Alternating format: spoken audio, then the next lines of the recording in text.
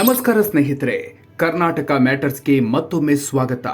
ಸ್ನೇಹಿತರೆ, ಕಳೆದ ಎಪಿಸೋಡ್ನಲ್ಲಿ ನಾವು ಇರಾನ್ನಲ್ಲಿ ಹೇಗೆ ಜನ ರೊಟ್ಟಿ ಬಟ್ಟೆಗಾಗಿ ರೊಚ್ಚಿಗೆದ್ದಿದ್ದಾರೆ ಅನ್ನೋದನ್ನ ನೋಡಿದ್ವಿ.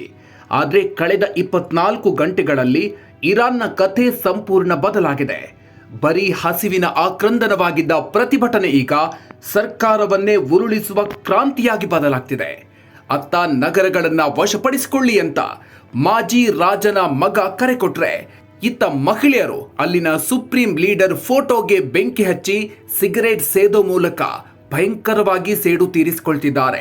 ಅಷ್ಟಕ್ಕೂ ಇರಾನ್ ಬೀದಿಗಳಲ್ಲಿ ಈಗ ಏನ್ ನಡೀತಾ ಇದೆ? ಟ್ರಂಪ್ ಕೊಟ್ಟ ಆ ವಾರ್ನಿಂಗ್ ಏನು? ಆಸ್ಪತ್ರೆಯ ಒಳಗೂ ನುಗ್ಗಿ ಪೊಲೀಸರು ಮಾಡಿದ್ದೇನು? ಬನ್ನಿ ಇವತ್ತಿನ ವಿಡಿಯೋದಲ್ಲಿ ಡೀಟೇಲ್ ಆಗಿ ನೋಡೋಣ.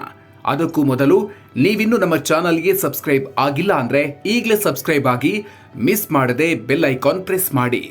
ಸ್ನೇಹಿತರೆ, ಯಾವುದೇ ದೇಶದ ಆರ್ಥಿಕತೆಯ ಬೆನ್ನೆಲುಬು ಅಂದ್ರೆ ಅಲ್ಲಿನ ಮಾರ್ಕೆಟ್ ಅಥವಾ ಬಜಾರ್ಗಳು. ಡಿಸೆಂಬರ್ 28ರಂದು ಇರಾನ್ನ ಇತಿಹಾಸದಲ್ಲೇ ಮೊದಲ ಬಾರಿಗೆ ನಾವು ವ್ಯಾಪಾರ ಮಾಡಲ್ಲ, ಅಂಗಡಿ ಓಪನ್ ಮಾಡಲ್ಲ ಅಂತ ಇರಾನ್ನ ಬಜಾರ್ಗಳಲ್ಲಿನ ವ್ಯಾಪಾರಿಗಳೆಲ್ಲ ಶಟರ್ ಎಳೆದು ಬೀದಿಗಿಳಿದಿದ್ರು.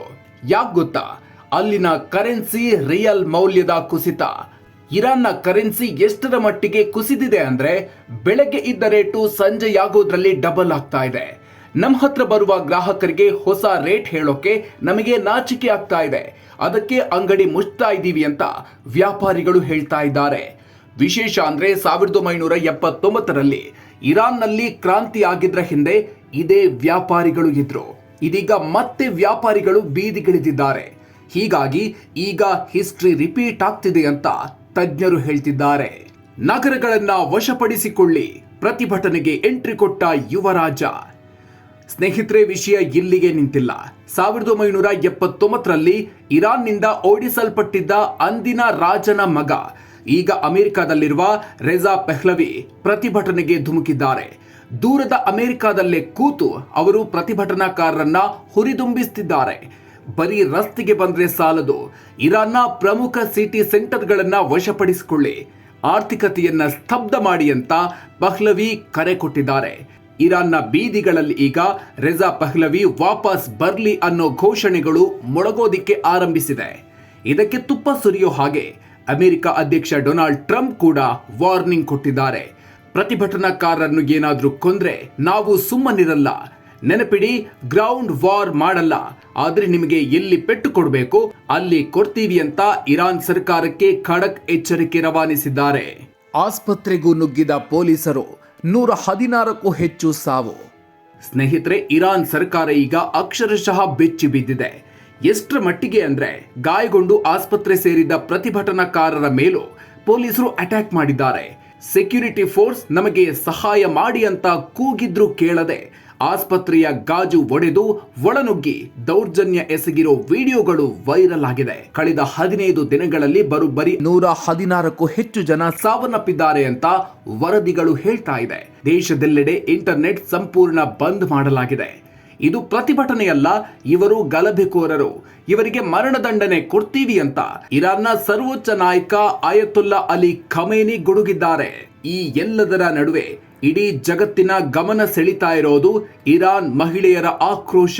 ಹಿಜಾಬ್ ವಿರುದ್ಧ ಶುರುವಾಗಿದ್ದ ಕಿಡಿ ಈಗ ಹೆಮ್ಮರವಾಗಿದೆ. ವೈರಲ್ ಆಗಿರೋ ಫೋಟೋಗಳಲ್ಲಿ ಮಹಿಳೆಯರು ಸುಪ್ರೀಂ ಲೀಡರ್ ಖಮೇನಿ ಅವರ ಫೋಟೋಗೆ ಬೆಂಕಿ ಹಚ್ಚಿ ಆ ಬೆಂಕಿಯಿಂದಲೇ ತಮ್ಮ ಸಿಗರೇಟ್ ಹಚ್ಚಿಕೊಳ್ತಿದ್ದಾರೆ.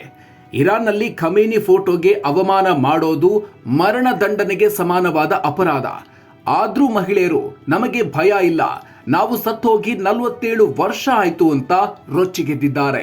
ಒಬ್ಬ ಯುವಕ ಖಮೇನಿ ಫೋಟೋ ಸುಟ್ಟಿದ್ದಕ್ಕೆ ಕೆಲವೇ ಗಂಟೆಗಳಲ್ಲಿ ಆತನ ಶವ ಕಾರ್ನಲ್ಲಿ ಪತ್ತೆಯಾಗಿತ್ತು. ಇಷ್ಟೆಲ್ಲ ರಿಸ್ಕ್ ಇದ್ರೂ ಜನ ಸಾಗರೋಪಾದಿಯಲ್ಲಿ ಮುನ್ನುಗ್ತಾ ಇದ್ದಾರೆ.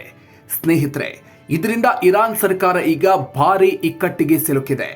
ಒಂದೆಡೆ ಕುಸಿದು ಬಿದ್ದಿರೋ ಆರ್ಥಿಕತೆ, ಇನ್ನೊಂದೆಡೆ ಸ್ವಂತ ಜನರ ದಂಗೆ, ಮತ್ತೊಂದೆಡೆ ಅಮೆರಿಕ ಇಸ್ರೇಲ್ನ ಬೆದರಿಕೆ. ನಿಮ್ಮ ಪ್ರಕಾರ ಇರಾನ್ನ ಈ ಇಸ್ಲಾಮಿಕ್ ಸರ್ಕಾರ ಪತನ ಆಗುತ್ತಾ, ಅಥವಾ ಮತ್ತೆ ಸೇನೆ ಬಳಸಿ ಜನರನ್ನು ಹತ್ತಿಕ್ಕುತ್ತಾ?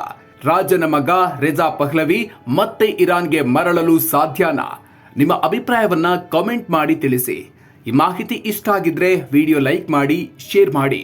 ಕರ್ನಾಟಕ ಮ್ಯಾಟರ್ಸ್ಗೆ ಸಬ್ಸ್ಕ್ರೈಬ್ ಆಗೋದನ್ನ ದಯವಿಟ್ಟು ಮರಿಬೇಡಿ. ಮುಂದಿನ ವಿಡಿಯೋದಲ್ಲಿ ಮತ್ತಷ್ಟು ಅಪ್ಡೇಟ್ ಜೊತೆಗೆ ಮತ್ತೆ ಸಿಗೋಣ. ಅಲ್ಲಿವರೆಗೂ ನಮಸ್ಕಾರ.